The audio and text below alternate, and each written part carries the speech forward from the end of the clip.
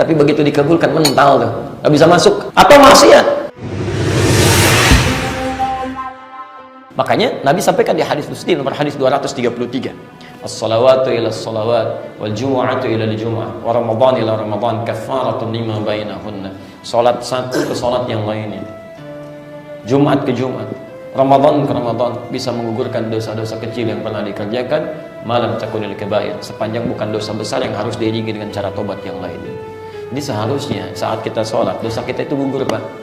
Kecil-kecil itu dosa mata, dosa telinga, dosa lisan dan sebagainya, sepanjang bukan dosa besar, gugur seketika. Tapi apakah setiap orang sholat bisa gugur dosanya? Belum tentu, kalau kita nggak mengerti isinya. Paham ya? Ya karena biasanya istighfar itu pengantar pada jawaban doa. Makanya adab Anda sebelum berdoa, setelah sholat itu kan nanti ada doa ya, dari sunnah Nabi ada doa. Tapi doa itu kan diawali dengan istighfar. Dilihat sini, apa ini? Air di dalam gelas ada tutupnya, gitulah, supaya nggak repot. Lihat sini, kalau tutupnya saya buka, bisa nggak dimasukkan benda yang lain?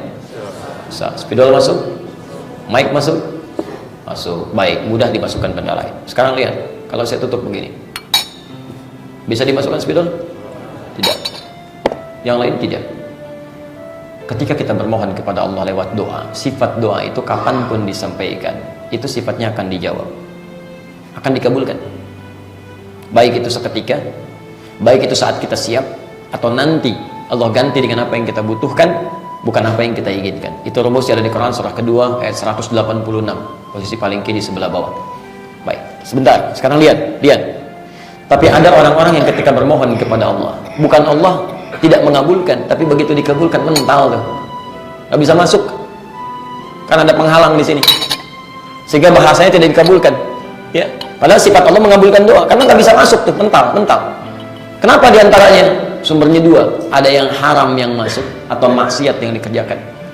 Makanya ketika ada yang haram masuk ke perut, misalnya di hadis Muslim hadis 1056, di Al-Arba'in nomor hadis yang ke-10, kan Anda sering saya sampaikan kan, ada seorang lelaki menempuh perjalanan panjang, dzakara rajul thumma dzakara rajula yutilu safara ash'atha aghbara, sampai rambutnya kumal, pakaiannya berantakan kan. Kemudian yamudu yadayhi ila sama, dia mengangkat tangannya ke langit berdoa, fayaqulu ya rab berdoa dengan al-asmaul husna.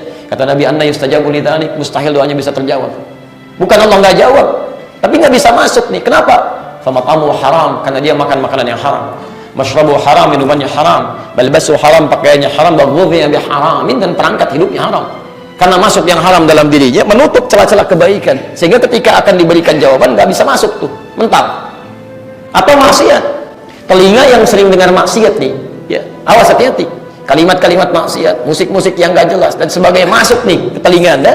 Jarang dengar Quran, jarang dengar azan macam-macam, itu nanti disumbatan di sini di telinga. Ya, jadi sumbatan, Quran surah 6 ayat 25. Wa fi adhanihim waqra. Ada orang-orang yang telinganya kena sumbat. Bukan nggak bisa dengar. Kalau yang lain kedengaran, Pak. Ya Allah, haula wala quwwata illa billah. Konser musik di Jakarta, di Senayan, kedengaran sampai sini. Padahal konsernya belum ada, belum mulai. Masih 3 bulan lagi kedengaran, sampai tiketnya udah pesan duluan, bayar lagi 6 juta. La haula wala quwwata illa billah. Adzan, bahkan panggilan taklim, ajakan, samping rumah, masjidnya ada, gratis lagi, semuanya ada sarapannya, ada buburnya, nggak kedengaran, Pak. Nggak bisa masuk gitu kan, susah gitu. Salatu khairum minan naum, mau dikasih lebih daripada dunia dan seisinya, kebalik masuk telinganya. An-naumu khairum minas salat, tidur terus. La haula wala quwwata illa. Kenapa? Ada yang salah di telinganya. Mata sering lihat yang salah, jadi penghalang di sini, di penghalang.